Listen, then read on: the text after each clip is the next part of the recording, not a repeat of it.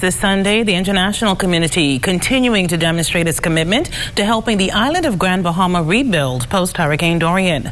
The Minister of Foreign Affairs and Member of Parliament for North Abaco, as well as the Minister of Finance and Deputy Prime Minister, accompanied the Secretary General of the Organization of American States to East Grand Bahama yesterday. Megan Shepard of our Northern Service in Freeport reports tonight that the goal was to spread the message of the effects of climate change. The Minister of Foreign Affairs and a Member of Parliament for North Abaco, the Honourable Darren Henfield, leading a delegation into East Grand Bahama.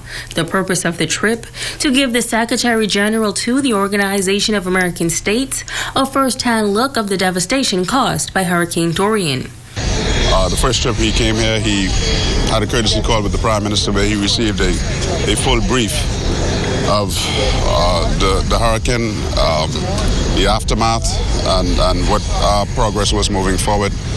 He determined that he would return and have a look personally at Abaco and at Grand Bahama. And so that's really the purpose of the trip, was for him to have a first-hand look.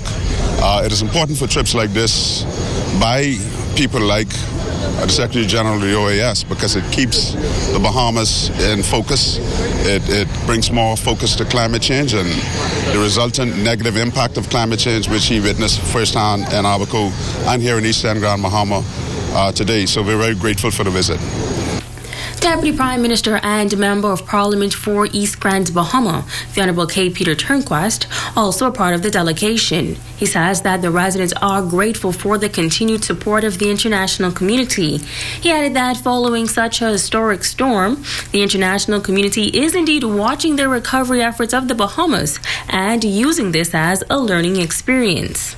For this particular storm, the entire region, in fact the world, is looking at what has happened here and how we are addressing it, the needs that have been highlighted and the vulnerabilities that have been highlighted as a result of the storm, to figure out how we systematically can address these things and prepare ourselves in the region and all of the small island states more robustly to be able to address the challenges that inevitably comes from this kind of catastrophe. Secretary General in the Organization of American States, His Excellency Louis Amargo, calling this one of the most devastating experiences of his life. He says that he wanted to see the destruction firsthand in order to spread the message to the international community. The material losses, that will be absorbed. Bahamas is proving itself very strong. The work has been admirable, and it has been achieved a lot in very short time.